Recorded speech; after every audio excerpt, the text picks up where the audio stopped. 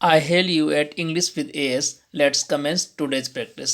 आइए हम आज की प्रैक्टिस शुरू करते हैं और स्पॉटिंग एरर के क्वेश्चंस की स्टार्टिंग करते हैं। आइए क्वेश्चन नंबर 1 स्क्रीन पर।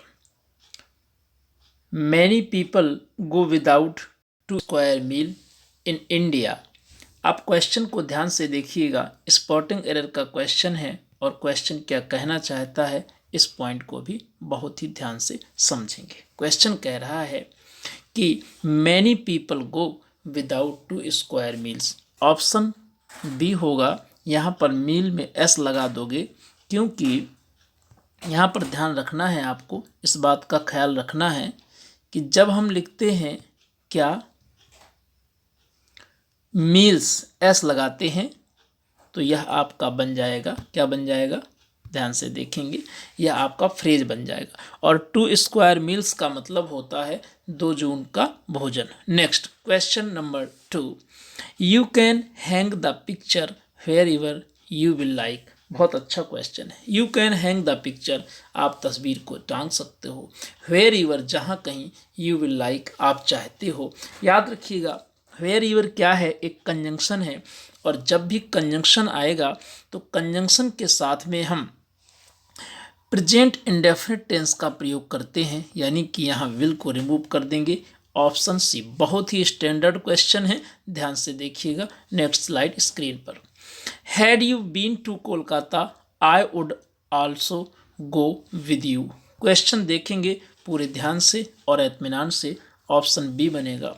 ये कंडीशनल सेंटेंस है। Had you been to Kolkata, यदि तुम कोलकाता में होते, यदि पहले पार्ट में हैड प्लस थर्ड फॉर्म है तो दूसरे में वुड हैव होगा, यानी यहाँ लिखेंगे I would have gone with you.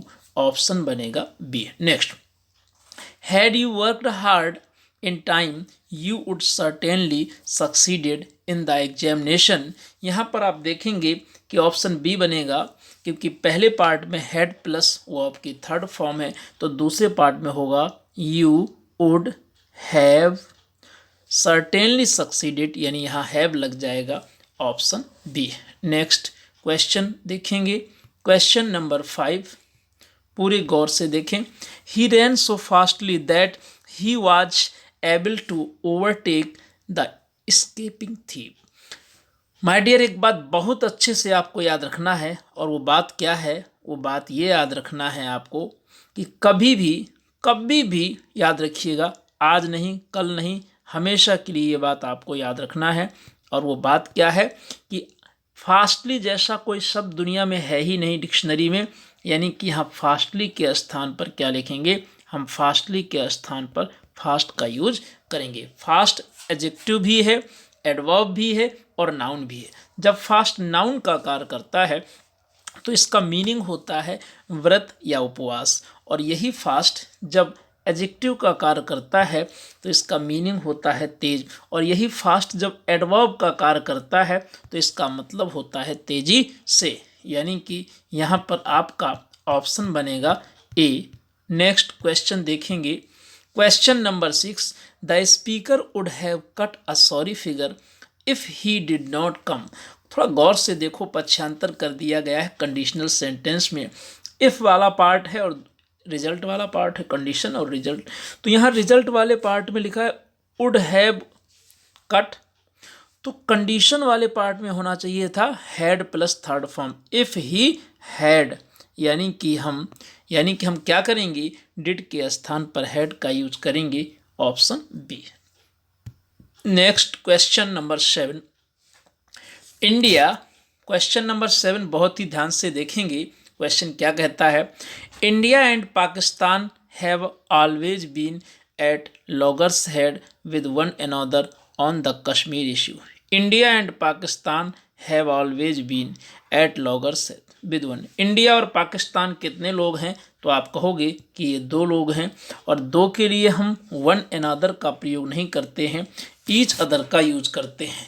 अर्थात यहाँ पर हम वन अनदर के स्थान पर क्या लगाएंगे, ईच अदर का प्रयोग करेंगे। वन अनदर के स्थान पर ईच अदर लिखेंगे। नेक्स्ट क्वेश्चन देखें। Next question, question number 8। The division of their father's property proved an apple of discord among the two brothers. An apple of discord means कलह की जड़। यहाँ अमंग गलत है क्योंकि आपको जरूर याद होगा कि अमंग का प्रयोग हम दो से अधिक के लिए करते हैं, जबकि दो के लिए यानी कि दो व्यक्तियों या वस्तुओं के लिए हम किसका, बिटवीन का यूज करते हैं। किसका यूज करेंगे, बिटवीन। तो अमंग के स्थान पर बिटवीन हो जाएगा ऑप्शन सी। नेक्स्ट, आज हम लोग केवल 10 क्वेश्चंस करेंगे, लास्ट 2 क्वेश्चंस स्क्रीन पर। The alleged murderer of the innocent children are still at large in spite of the best efforts of the police.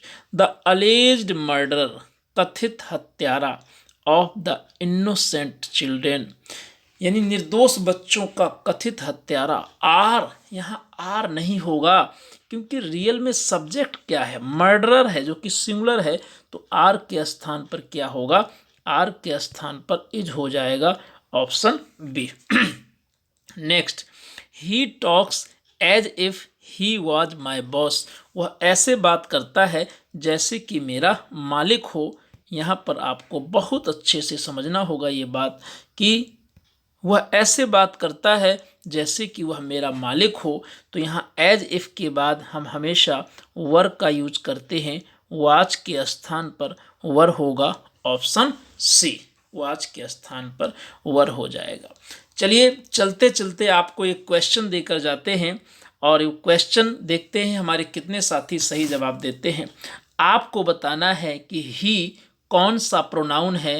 ही एक प्रोनाउन है, तो आप इस प्रोनाउन का नाम बताएंगे कि यह कौन सा प्रोनाउन है।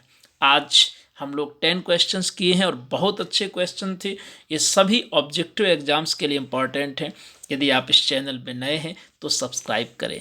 एक लाइक, एक कमेंट, एक शेयर, यही है हमारी आज की गुरुदक्षिणा। Take care, that's all, thank you.